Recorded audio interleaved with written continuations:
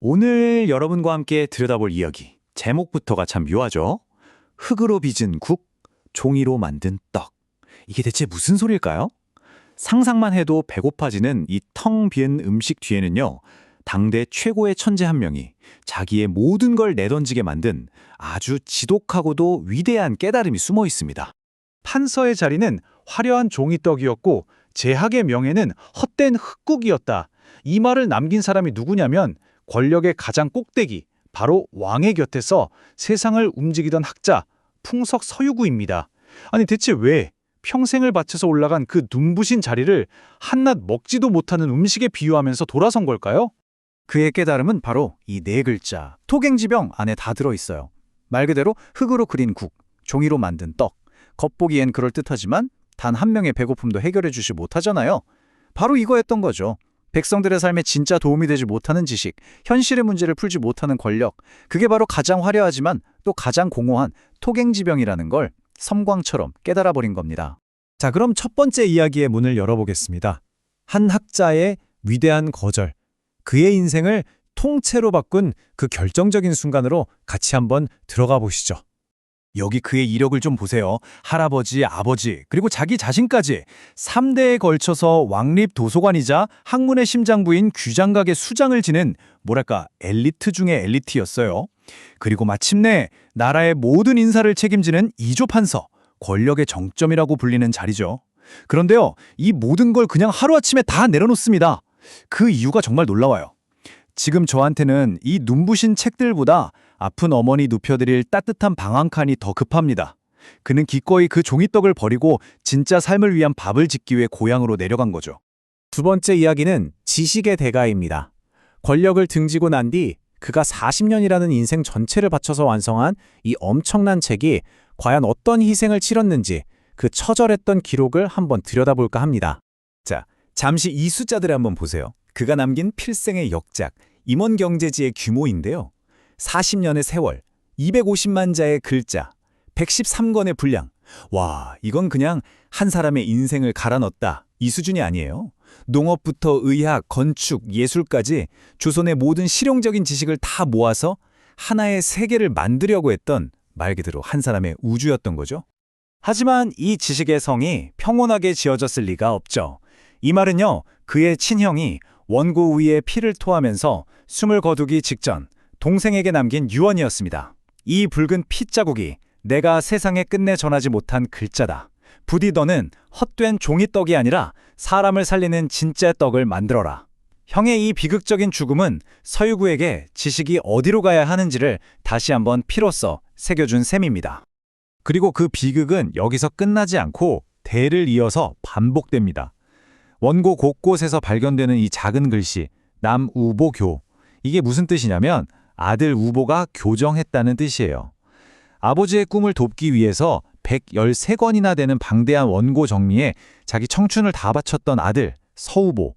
그 아들마저도 아버지 일을 돕다가 피를 토하고 젊은 나이에 세상을 떠나고 맙니다. 원고 위에 남은 붉은 교정의 흔적들이 결국 아들의 피눈물이었던 거죠. 이 책은 한 가문의 피로 쓰여진 기록이었던 겁니다. 세 번째 이야기로 넘어갑니다. 살아남은 책. 이제 주인공은 사람이 아니라 책 그 자체입니다. 이 책이 겪어낸 어쩌면 서유구의 삶보다 더 기구하고 드라마틱했던 200년의 여정을 한번 따라가 보겠습니다. 이 책의 운명을 보여주는 이 타임라인이 정말 경이롭습니다. 1845년 서유구는 지독한 가난 속에서 출간의 꿈을 이루지 못하고 눈을 감아요. 그가 죽고 나서 손자가 정성껏 베껴 쓴 아주 깨끗한 필사본은 또 어이없게 사라져버리고요. 그런데 수십 년 후에 역사의 뒤안길에서 기적처럼 나타난 건 바로 서유구의 고민과 수정 흔적이 그대로 남아있는 초고본이었습니다. 그리고 가장 큰 아이러니는 뭐냐면 이 초고본이 일본인 수집가 손에 들어가서 오사카에 보관되면서 20세기의 그 모든 전쟁과 혼란을 피할 수 있었다는 점이죠.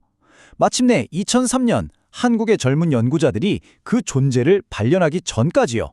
네 번째 이야기, 투쟁의 메아리입니다. 여러분, 이게 그냥 오래전 이야기라고 생각하실 수도 있어요. 하지만 아닙니다. 지식을 향한 이 고독한 싸움이 200년의 시간을 헐쩍 뛰어넘어서 오늘날까지 어떻게 이어지고 있는지 제가 보여드릴게요.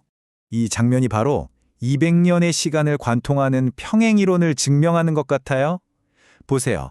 1840년대의 서유군은 가난과 싸우고 주변의 비웃음을 견디면서 자기가 쓴 책이 고작 장독 뚜껑으로나 쓰일까봐 두려워했습니다. 그리고 2000년대 그의 책을 마주한 젊은 연구자들, 그들도 똑같이 턱없이 부족한 연구비와 학계의 차가운 무관심, 그리고 흘려쓴 옛글씨와의 사투를 벌여야 했어요. 시대와 모습은 달랐지만 세상을 위한 진짜 지식을 향한 그 외로운 싸움은 놀라울 만큼 똑같았습니다. 그래서 현대 연구팀의 한 연구원은 이렇게 말합니다. 오히려 다행입니다. 사라진 완벽한 필사본이 아니라 거칠고 투박한 이 초고본을 통해서 우리는 썼다 주기를 반복했던 선생님의 살아있는 고뇌, 그 영혼과 직접 만날 수 있으니까요. 이게 아마 우리의 운명인 것 같습니다. 그들은 그냥 번역을 한 게 아니라 서유구라는 한 인간과 대화를 시작한 거죠. 이제 마지막 이야기입니다. 미완의 악수, 한 남자와 한 권의 책, 그리고 200년의 투쟁이 마침내 하나의 상징적인 장면으로 모이는 이 이야기의 심장을 향해 가보겠습니다. 여기서 우리는 이 모든 이야기를 꿰뚫는 가장 근본적인 질문에 도착합니다. 이 모든 피와 눈물, 수십 년의 헌신 끝에 우리는 물어야 해요. 과연 지식은 누구를 위해 존재하는가? 이건 서유구가 평생을 던졌던 질문이었고 200년 뒤 그의 후배들이 밤을 새워가며 되묻는 질문이었습니다. 1845년 숨을 거두기 직전의 서유구는 점점 희미해지는 의식 속에서 하나의 환영을 봅니다. 200년이라는 시간을 건너뛴 미래의 한 장면이죠. 낯선 옷차림의 젊은이들이 자기의 낡고해진 원고를 둘러싸고 밤늦도록 막 격렬하게 토론하고 있어요. 그리고 그들의 그 치열한 눈빛 속에서 서유구는 자기 작업을 돕다가 먼저 떠나보낸 아들 우보의 얼굴을 발견합니다. 바로 그 순간 정말 영화 같은 일이 벌어집니다. 1845년에 방에서 죽어가던 학자는 그 환영을 향해 희미하게 손을 뻗어요. 그리고 바로 그 시각 2003년의 연구실에서 한 젊은 연구원이 마침내 풀리지 않던 구절을 해석해내고 환호하면서 자신도 모르게 주먹을 불끈 쥡니다. 200년의 간격을 두고 그들의 손이 허공에서 거의 맞닿을 뻔합니다. 하지만 끝내 닿지는 못하죠. 서유구는 그 장면을 보면서 평온한 미소와 함께 마음으로 말합니다. 나는 그저 씨앗 하나를 심었을 뿐이다. 그 씨앗에서 싹을 틔우고 숲을 이루는 것은 이제 자네들의 몫이구나. 그는 자기의 일이 실패나 끝이 아니라 위대한 시작이었다는 걸 비로소 깨달은 겁니다. 이것이 바로 흙국과 종이떡을 거부하고 사람을 향한 지식을 꿈꿨던 한 위대한 학자의 이야기입니다. 200년을 이어진 대화이자 여전히 끝나지 않은 악수. 그의 치열했던 질문은 시대를 넘어 지금 우리 모두에게로 향하고 있습니다. 여러분의 지식은, 여러분의 열정은 지금 어디를 향하고 있나요? 여기 200년이라는 시간을 훌쩍 뛰어넘어서 지켜낸 약속이 하나 있습니다. 네, 바로 잊혀져 가던 한 권의 책을 되살리기 위해 자신의 인생 전부를 바친 사람들의 이야기죠. 이 모든 이야기는요, 사실 이 하나의 질문을 관통하고 있습니다. 지식은 대체 누구를 위해 존재하는가? 200년 전의 저자도 또 오늘날의 번역가들도 바로 이 질문에 답을 찾기 위해 자신의 모든 걸 걸었습니다. 이 이야기의 심장에는 토갱지병이라는 조금은 낯선 단어가 자리하고 있어요. 흙으로 끓인 국, 그리고 종이로 만든 떡. 한번 상상해 보세요. 겉보기엔 그럴듯하지만 이걸로 배를 채울 순 없겠죠. 사람을 살리지 못하는 지식이란 게 바로 이와 같다는 겁니다. 정말 뼈아픈 비유 아닌가요? 자, 그럼 우리 시간을 한번 거슬러 올라가 보죠. 무려 200년 전입니다. 모든 이야기의 시작점, 한 위대한 학자와 그의 절규가 담긴 책을 만나러 가보겠습니다. 오늘의 첫 번째 주인공, 바로 풍석 서유구입니다. 그는 굶주리는 백성들 앞에서 그저 종이떡 같은 현학적인 말을 늘어놓는 걸 참을 수가 없었어요. 그래서 당장 삶에 도움이 될 실질적인 지식을 주고자 했습니다. 평생에 걸쳐서 농업, 의학, 건축, 말 그대로 삶에 필요한 모든 지식을 집대성한 거죠. 사람들은 이걸 백성을 위한 성서라고 불렀습니다. 시간은 쏜살같이 흘러서 200년 후의 대한민국. 그렇게 잊혀졌던 서유구의 목소리에 응답하는 사람들이 나타납니다. 바로 현대의 지식 독립군들이죠. 그들의 이야기는 이렇게 시작됐습니다. 그의 스승이었던 도울은 이렇게 소리쳤다고 합니다. 번역은 그냥 글자 바꾸는 게 아니야. 죽은 저자를 되살려내는 일종의 강령술이라고. 단순한 작업이 아니라 이건 하나의 추쟁이라는 거죠. 이 열정적인 가르침이 한 젊은이의 운명을 완전히 바꿔놓게 됩니다. 스승의 그 외침이 당시 젊은 생명공학도였던 한 사람의 심장을 그대로 꿰뚫었습니다. 바로 이 이야기의 또 다른 주인공, 자준이죠. 그는 안정적인 미래를 과감히 버리고 잊혀진 서유구의 걸작을 되살리는데 자신의 운명을 걸기로 결심합니다. 말 그대로 자기 운명의 유전자를 새로 설계해버린 거예요. 포부는 정말 위대했지만 현실의 벽은 차가웠습니다. 이 거의 불가능해 보이는 도전을 시작하려면 인문학계에서 가장 넘기 힘든 거대한 장벽과 마주해야만 했거든요. 네, 바로 돈이었습니다. 자주는 한 후원자를 찾아가서 무려 3억 원이라는 금액을 대담하게 제안합니다. 스스로 이걸 우주 정복형 예산이라고 불렀다는데요. 당시 인문학계에서는 그야말로 로또 당첨과도 같은 정말 상상조차 하기 힘든 액수였죠. 그런데 정말 놀라운 일이 벌어집니다. 후원자 송오연은 어떤 조건도 달지 않았어요. 오히려 이렇게 말했다고 합니다. 내가 드리는 건 돈이 아니라 누구에게도 방해받지 않고 오롯이 연구에만 몰두할 수 있는 고독한 시간입니다. 이건 단순한 후원이 아니었죠. 후원자의 통찰력은 정말 대단했습니다. 그는 그냥 돈을 대는 사람이 아니었어요. 나는 단절된 기록, 그러니까 몇 건만 찔끔 번역하는 것엔 투자할 생각이 없다고 선언하죠. 서유구가 설계했던 그 지식의 우주 전체가 하나의 생명체처럼 완벽하게 되살아나야만 진짜 가치가 있다는 걸 꿰뚫어 본 겁니다. 자, 돈 문제는 해결됐습니다. 하지만 이제부터가 진짜 시작이었어요. 이건 그냥 책상에 편하게 앉아서 하는 그런 번역 작업이 아니었습니다. 직접 흙을 묻히고 땀을 흘리면서 온 몸으로 지식을 증명해내는 과정이었죠. 이 팀은 200년 전 서유구의 정신을 그대로 이어받았습니다. 글자 속에만 갇힌 지식은 죽은 지식이다. 직접 해보고 만져보고 맛을 봐야만 그게 진짜 번역이다. 이런 신념으로 그들은 모두 현장으로 뛰어들었습니다. 이분들의 번역 과정은 정말 상상을 초월합니다. 책에 깊이 1척이라고 써 있으면 진짜로 밭에 나가서 그 깊이만큼 고랑을 받고요. 잊혀졌던 조선시대 요리를 레시피 그대로 재현했습니다. 심지어 서유구가 인용했다는 853종의 옛문헌을 하나하나 대조하려고 전국의 헌책방을 다 뒤졌다고 해요. 말 그대로 온몸으로 책을 읽어낸 거죠. 그 규모를 한번 보세요. 총 113권에 글자 수만 250만 자가 넘습니다. 애초에 3년이면 될 거라고 생각했던 이 작업이 결국 20년이 넘는 기나긴 여정이 되었습니다. 한 연구원이 이렇게 외쳤다고 해요. 흙맛을 봐야 글자 맛을 알지. 바로 이 한마디에 이들의 철학이 다 담겨 있습니다. 글자의 진짜 의미는 책상머리가 아니라 땀 흘리는 현장에서 바로 그 경험에서 나온다는 굳은 믿음이었던 거죠. 이제 이야기는 드디어 감동적인 클라이맥스로 향합니다. 과거의 간절한 외침과 현재의 끈질긴 헌신이 마침내 만나는 순간이 찾아오거든요. 20년이 넘는 긴 세월 동안 세상은 이들에게 별 관심이 없었습니다. 그들은 스스로에게 수없이 되물었을 거예요. 이 고되고 외로운 작업이 과연 의미가 있는 일일까? 바로 그때였습니다. 모든 의문에 대한 답을 들고 온 것처럼 한 통의 편지가 도착합니다. 흙이 잔뜩 묻은 낡은 봉투. 보낸 사람은 얼굴도 모르는 젊은 농부였습니다. 편지의 내용은 정말 기적 같았습니다.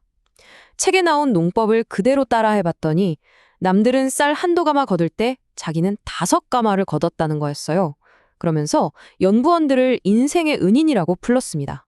바로 이 순간입니다. 그들이 20년 넘게 매달렸던 그 종이떡이 누군가의 배를 채워주는 진짜 밥이 된 거예요. 200년 전 백성을 위해 썼던 서유구의 간절한 기도가 마침내 응답받은 순간이었죠. 마치 서유구가 200년 후에 우리에게 이렇게 속삭이는 것 같습니다. 나의 붓은 여기서 멈추지만 내가 남긴 이 지식의 암호를 풀어 새로운 이야기를 시작하는 건 바로 당신들의 몫이라고요. 결국 이건 단순히 낡은 책 한 권을 번역한 프로젝트가 아니었습니다.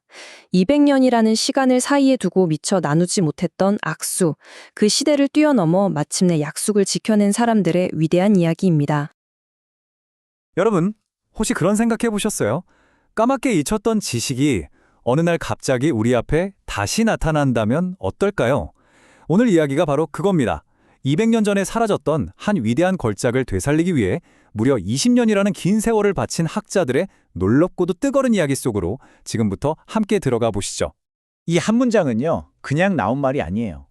조선 후기 거대한 백과사전 임원경제지를 쓴 서유구라는 학자의 정말 피를 토하는 심정으로 남긴 절규였습니다. 서유구라는 학자는요, 당시 학자들이 맨날 탁상 공론만 하는 걸 보면서 속이 터졌던 거예요. 아니, 지금 당장 백성들은 굶어 죽어가는데 종이 위에서만 존재하는 학문이 다 무슨 소용이냐. 그래서 이분 자기 인생을 그냥 통째로 갈아놓습니다.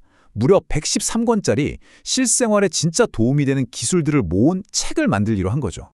자, 그렇게 200년이라는 어마어마한 시간이 흘렀습니다. 그리고 한 남자가 나타나요.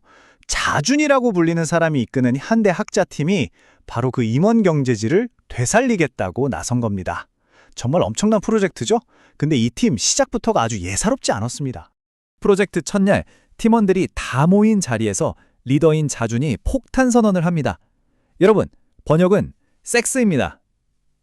와, 다들 얼마나 놀랐겠어요. 갑자기 분위기가 싸해졌겠죠? 근데 이게 그냥 어그로를 끌려고 한 말이 아니었어요. 그러니까 단순히 글자를 옮기는 게 아니라는 거죠. 텍스트에 겹겹이 쌓인 의미를 하나하나 벗겨내고 그 안에 숨겨진 진짜 속살, 그 핵심을 파고드는 그런 짜릿하고 내밀한 과정이라는 거예요. 이 한마디로 고리타분할 뻔했던 이 학문 프로젝트가 200년 전 텍스트와의 뜨거운 연애 같은 걸로 확 벗겨버린 겁니다. 자, 이렇게 텍스트와 뜨거운 관계를 맺다 보니 당연히 한 글자 한 글자 호투로 볼 수가 없겠죠. 그래서 이 팀이 가장 중요하게 생각한 작업이 바로 교감입니다. 원본이랑 일일이 대조하면서 틀린 걸 바로잡는 건데, 와, 이 과정에서 진짜 영화 같은 일이 벌어집니다. 한번 보실래요? 어느 날이었어요. 다들 머리를 맞대고 번역을 하고 있는데 이상한 구절이 하나 나온 거예요. 고구마 길이가 무려 4~5척이다? 여러분, 1척이 30cm 정도거든요? 그럼 이게 거의 1.5m짜리 고구마라는 얘기잖아요? 아니, 1.5m짜리 고구마라니 상상이 가세요? 학자들이 다들 벙친 거죠. 그리고 그때부터 이 점잖은 학자들의 회의실이 아주 그냥 상상력의 대폭발 현장으로 변합니다. 이건 혹시 지금은 멸종한 공룡 고구마 아닐까? 부터 이거 하나 캐면 온 마을이 배불리 먹는 대륙간 탄도미사일급 고구마다. 이런 말도 안 되는 소리를 진지하게 하고 있었던 거죠. 하마터면 역사책에 조선시대엔 1.5m짜리 고구마가 있었다고 쓸 뻔했어요. 근데 바로 그때 리더인 자준이 뭔가 찜찜했던 겁니다. 잠깐만, 이거 뭔가 이상한데? 하면서 서유구가 인용했던 원래 책, 그 원전을 찾아보기 시작합니다. 그리고 범인을 찾아냈죠. 원본을 보니까요, 척이 아니라 촌이라고 되어 있었던 거예요. 촌? 아시죠? 척보다 훨씬 작은 단위잖아요. 아마 200년 전에 어떤 필사관이 밤새 글씨를 베껴 쓰다가 너무 졸려서 점 하나를 잘못 찍은 거죠. 그 작은 점 하나 때문에 이 현대 학자들이 몇 시간 동안 공룡 고구마를 찾아 헤맸던 겁니다. 허탈하죠? 이 해프닝을 겪고 나서 자준이 팀원들한테 이렇게 말합니다. 원전을 확인하지 않으면 우린 그냥 오역을 하는 게 아니라 가짜 역사를 만드는 겁니다. 모든 걸 의심해야 합니다. 정말 뼈아픈 교훈이었겠죠. 근데요, 이들의 도전은 여기서 끝나지 않았어요. 단순히 글자만 바로잡는 게 아니었거든요. 자, 이제 텍스트는 바로 잡았어요. 그럼 됐을까요? 아니죠. 서유구가 이 책을 쓴 이유가 뭐였어요? 실제로 써먹을 수 있는 지식이잖아요. 이 팀은 그걸 직접 증명해 보기로 합니다. 책 속에 잠자고 있는 지식을 현실로 꺼내오는 거죠. 예를 들어볼까요? 팀원 중에 정정기라는 학자가 있었는데 이분이 요리도 전혀 못하고 술은 입에도 못 대는 분이었어요. 근데 하필이면 음식하고 술에 관한 무려 7권짜리 파트를 맡게 된 거예요. 당연히 책에 쓰인 대로 술을 빚어봤죠. 결과가 어땠을까요? 족족 실패했습니다. 술이 아니라 식초가 되어버린 거예요. 그때 깨달은 거죠. 아, 책에 쓰인 글자만으로는 안 되는구나. 재료의 온도, 그 살아있는 느낌을 내 손으로 직접 느껴야 하는구나. 그래서 직접 양조장에 가서 배우고 수없이 실패한 끝에 마침내 책에 나온 부회주라는 전통주를 완벽하게 빚어내는 데 성공합니다. 200년 전 레시피가 진짜라는 걸 몸으로 증명해낸 순간이었죠. 또 이런 일도 있었어요. 책에 자승차라는 자동 양수기 설계도가 있었는데 이게 2D 그림이랑 글만으로는 도저히 어떻게 움직이는 건지 알 수가 없는 거예요. 그래서 팀원들이 몇 날 며칠을 매달려서 톱니바퀴가 어떻게 맞물릴까, 축이 어떻게 돌아갈까 손으로 수십 장의 스케치를 그렸어요. 그리고 그걸 들고 한 건축학도한테 찾아가서 3D 모델로 만들어달라고 부탁합니다. 자, 드디어 컴퓨터 화면에 200년 전에 그 기계가 나타났어요. 그리고 재생 버튼을 눌렀습니다. 모두가 숨을 죽이고 지켜보는데 와, 가상의 톱니바퀴들이 단 하나의 오차도 없이 완벽하게 맞물려 돌아가는 거예요. 200년 전 발명가의 머릿속에만 있었던 꿈? 그 시대에는 실패했던 그 기계가 디지털 세상에서 완벽하게 부활하는 순간이었습니다. 정말 감동적이지 않나요? 보세요. 이건 단순히 옛날 책을 번역하는 수준이 아니었죠. 글자 너머에 있는 지식을 되살리고 기계를 되살리고 결국엔 200년 전 이 책을 쓴 서유구라는 사람의 정신과 만나는 일이었습니다. 2007년에 이 팀이 일본 오사카까지 날아갑니다. 왜냐하면 바로 그곳에 서유구가 직접 고치고 메모하고 그림까지 오려붙인 원본 원고가 있었기 때문이에요. 상상해보세요. 200년 전 사람의 손때가 묻은 그 종이를 직접 만지는 기분. 거기엔 이런 메모도 있었대요. 이 부분은 지금 출처를 못 찾겠으니 훗날을 기다려 다시 살펴보겠다. 이 문장을 보는 순간 리더인 자준의 머릿속에 번개가 친 거죠. 아, 그 훗날이 바로 오늘이구나. 우리가 200년 후에 나타난 우리가 서유구의 숙제를 끝내주러 여기에 온 거구나. 바로 그 순간 이 프로젝트는 그냥 번역 작업이 아니게 된 겁니다. 200년이라는 시간을 뛰어넘어서 서유구와 이 현대의 학자들이 나누는 대화가 된 거죠. 서로 돕는 동료가 된 거예요. 자, 20년입니다. 정말 긴 시간이죠. 이 기나긴 여정 끝에 남은 건 뭘까요? 그냥 잘 번역된 책 한 권, 그걸까요? 물론 아니겠죠. 결론적으로 이 팀이 한 건 단순한 번역이 아니었습니다. 과거와 현재가 나는 뜨거운 교감이었고 잊혔던 지식을 다시 살려내는 소생술이었던 거죠. 이들의 이야기는 우리에게 보여줍니다. 진짜 지식이라는 건 그냥 종이 위에 박제된 글자가 아니라는 걸요. 그건 살아있는 생명체 같아서 누군가 열정을 가지고 다가가 손을 내밀어주길 기다리고 있다는 사실을요. 자, 그렇다면 여러분의 손길을 기다리고 있는 여러분이 되살리고 싶은 잊힌 지식은 무엇인가요? 자, 여러분. 여기 200년 넘게 이어진 하나의 저주 같은 질문이 있습니다. 배고픈 사람에게 과연 지식이 무슨 소용인가? 바로 이 질문에 답하기 위해 자신의 모든 걸 건 두 남자의 이야기, 지금부터 한번 시작해 보겠습니다. 이 이야기의 심장을 관통하는 단어가 바로 이 토갱지병이라는 말입니다. 흙으로 끓인 국, 종이로 만든 떡. 이게 무슨 뜻이겠어요? 아무리 그럴듯해도 당장 굶어 죽는 사람에겐 아무 쓸모없는 지식을 뜻하는 거죠. 19세기 학자 서유구가 던진 이 말은 과연 지식은 무엇을 위해 존재하는가라는 아주 통렬한 자기반성이자 절규였습니다. 그리고 이 질문에 평생을 바친 두 사람이 여기 있습니다.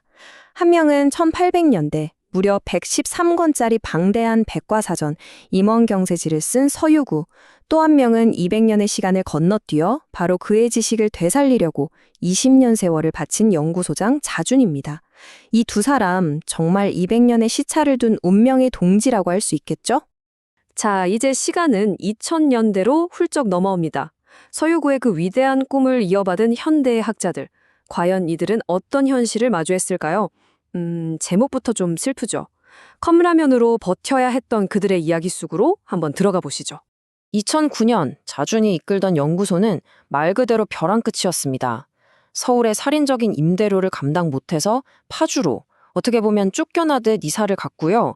그나마 있던 후원금도 다 떨어졌죠.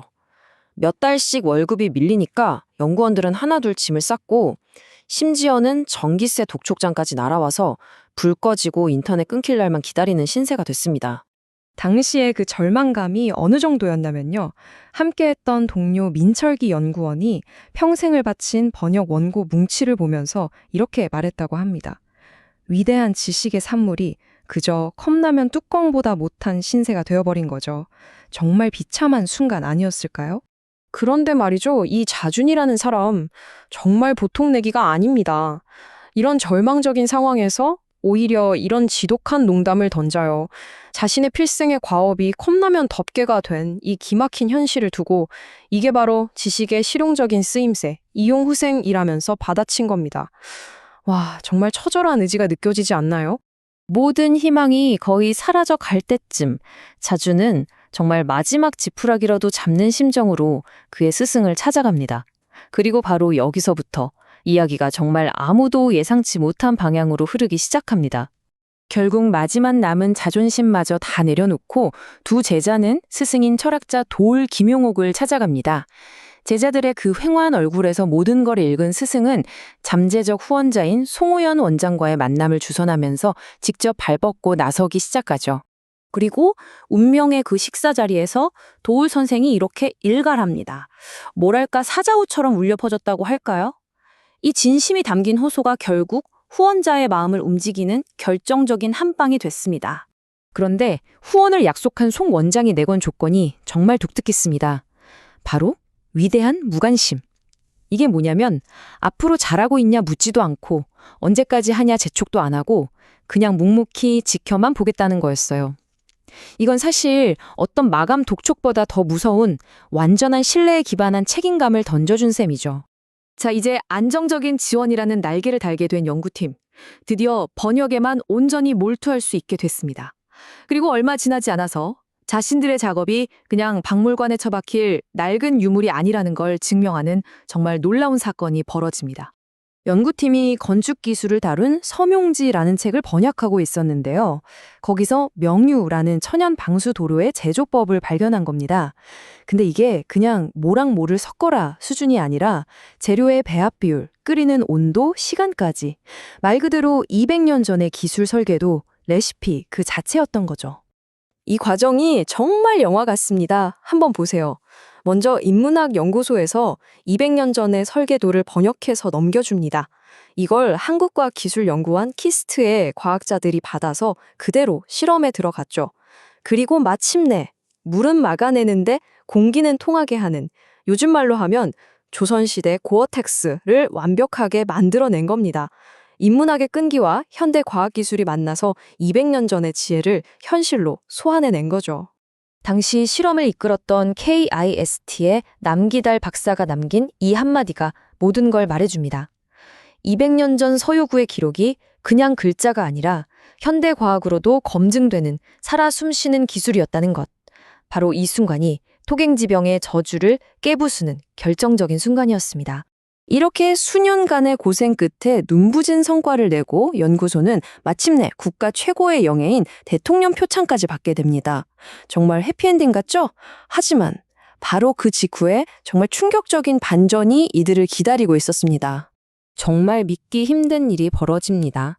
2023년 12월 8일 연구소는 20년의 공로를 인정받아 대통령 표창을 받습니다. 그런데 딱 열흘 뒤에요. 불과 열흘 뒤에 정부가 다음해 지원 예산을 전액 삭감, 즉 영원으로 만들어버립니다. 사실상 사업을 그냥 끝내버리라는 통보였죠. 자준 소장의 이 말에 그 깊은 배신감과 허탈함이 그대로 묻어납니다. 국가의 보물이라고 온 나라가 칭찬한 지 고작 열흘 만에 그 보물은 예산 삭감이라는 이름 아래 그냥 폐기 처분된 거나 다름없게 된 겁니다. 99%의 작업을 다 마쳤는데 마지막 인쇄비를 마련할 길이 막혀버린 이 절체절명의 상황. 여기서 자주는 그의 마지막이자 아마도 가장 대담한 승부수를 던지기로 결심합니다. 그는 더 이상 돈을 달라고 구걸하지 않기로 합니다. 대신에 펜을 들죠. 새로 취임한 대통령에게 직접 편지를 쓰기 시작합니다. 그런데 이건 애원이 아니었어요. 이건 하나의 제안이었습니다. 그리고 그 제안의 내용이 그야말로 판을 완전히 뒤집는 것이었습니다. 인쇄비 4억 원 좀 지원해 주세요가 아니라 100억 원을 투자하십시오. 이 방대한 데이터를 AI와 결합해서 조선판 구글을 만드십시오. 이렇게 역으로 제안을 한 겁니다. 과거의 유산을 미래의 먹거리로 바꾸자는 절망의 잿더미 속에서 찾아낸 가장 혁신적인 비전이었던 거죠. 결국 이야기는 처음의 질문으로 다시 돌아왔습니다. 흙국과 종이떡이 되지 않기 위해 시작됐던 200년간의 싸움. 컵라면으로 끼니를 때우며 학자들이 목숨처럼 지켜낸 이 낡은 지식은 과연 인공지능의 시대에 새로운 미래를 여는 열쇠가 될 수 있을까요? 어쩌면 그 답은 이제 우리 모두의 손에 달려 있는지도 모르겠습니다. 여기 200년이라는 어마어마한 시간을 사이에 둔 두 시대가 있습니다. 그리고 그 두 시대를 관통하는 단 하나의 질문이 있죠. 지식은 과연 인간을 구원할 수 있는가? 지금부터 쓸모있는 지식, 이걸 지키려고 정말 모든 것을 걸었던 사람들의 이야기를 시작합니다. 이 문장 한번 보세요. 조선의 위대한 실학자 서유구의 거의 절규에 가까운 한마디입니다. 종이떡. 상상만 해도 입안이 바싹 마르는 이 단어. 이게 바로 현실의 문제를 해결하긴커녕 책 속에만 갇혀버린 지식을 향한 그의 아주 통렬한 비판이었던 거죠. 근데 정말 놀라운 건요. 이 종이떡과의 싸움이 200년이 지난 오늘날 거의 판박이처럼 재현된다는 겁니다. 1845년에 한 학자는 평생을 바친 자기 책이 고작 소뚜껑 신세가 될까봐 밤잠을 설쳤고요. 2020년 서울의 한 연구팀은 23년간 쌓아올린 그 모든 데이터가 차가운 서버 안에서 그냥 증발해버릴까봐 절망했습니다. 시대는 달라도 지식인의 운명은 어쩜 이렇게 똑같았을까요? 이 두 시대를 관통하는 거대한 유산이 하나 있습니다. 바로 임원경제지인데요. 농자 짓는 법부터 시작해서 응급처치, 심지어 맛있는 장 담그는 법까지 말 그대로 삶에 필요한 모든 걸 다 담아낸 113권짜리 정말 압도적인 지식의 집합체죠. 요즘 말로 하면 거의 완벽한 조선판 구글이라고 할 수 있겠네요. 자, 이제 무대를 현대로 한번 옮겨보겠습니다. 이 잠자고 있던 거대한 지식의 보고를 우리말로 되살리기 위해서 20년 넘게 자기 인생을 갈아 넣은 사람들이 있었거든요. 그리고 그들의 꿈은 마침내 완성 직전에 놓여 있었습니다. 이 타임라인에 새겨진 시간의 두께가 느껴지시나요? 2003년 몇몇 젊은 학자들이 품었던 그 원대한 꿈이 20년이라는 세월을 지나서 드디어 거대한 결실을 눈앞에 두고 있었어요. 하지만 바로 그의 겨울, 단 한 장의 문서가 이 모든 걸 얼어붙게 만들기 전까지의 이야기입니다. 99%, 20년의 고행이 딱 1%를 남겨두고 멈춰설 위기라니. 이보다 더 잔인한 숫자가 또 있을까요? 정말 마지막 한 걸음 앞에서 거대한 절벽을 마주한 그런 심정이었을 겁니다. 그들이 받아든 다음의 예산서에 찍힌 숫자, 뭔지 아세요? 정확히 0원, 빵원이었습니다.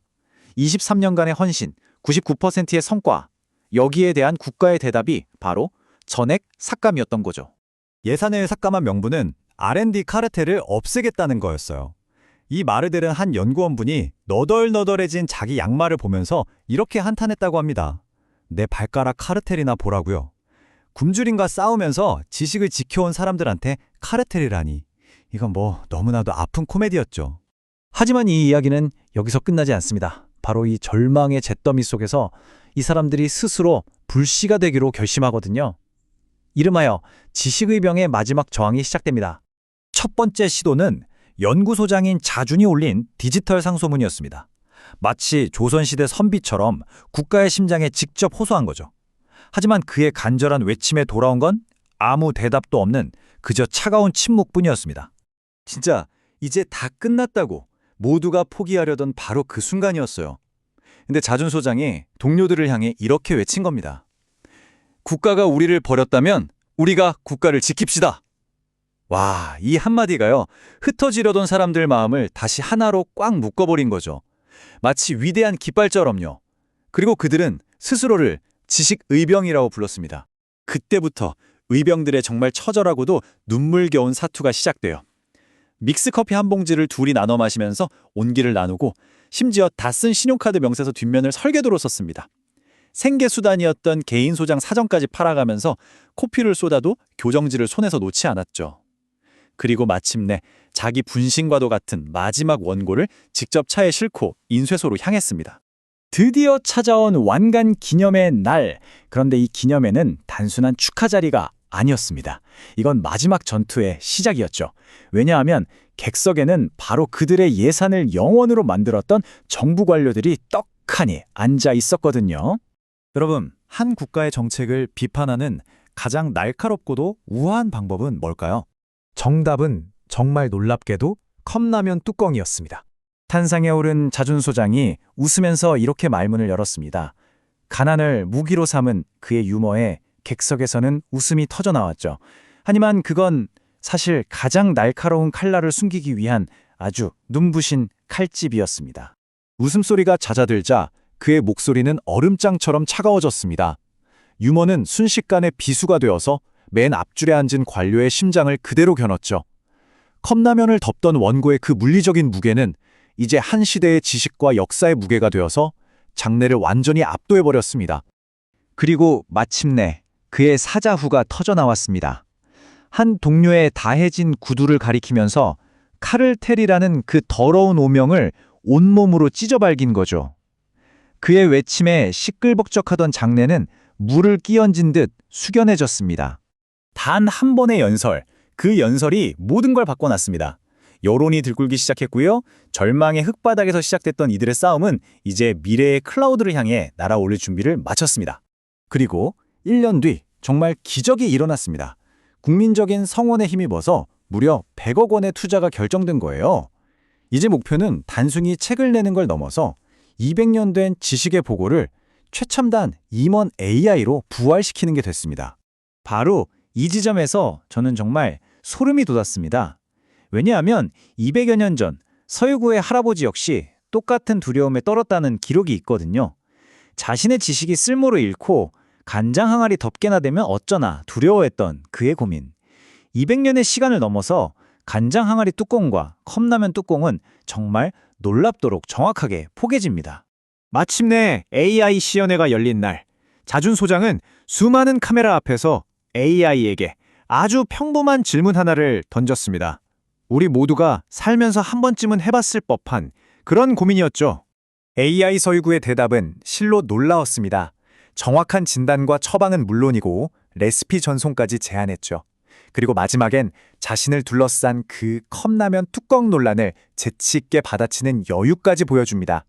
지식이 드디어 종이와 서버를 넘어서 이렇게 살아 숨쉬면서 우리 곁으로 다가온 역사적인 순간이었습니다. 정보가 홍수처럼 넘쳐나는 시대입니다. 이 200년간의 위대한 싸움은 바로 우리에게 묻고 있습니다. 당신의 삶을 구하고 당신의 공동체를 지켜낼 진짜 지식은 과연 무엇입니까? 그리고 우리는 그것을 위해 싸울 준비가 되어 있습니까?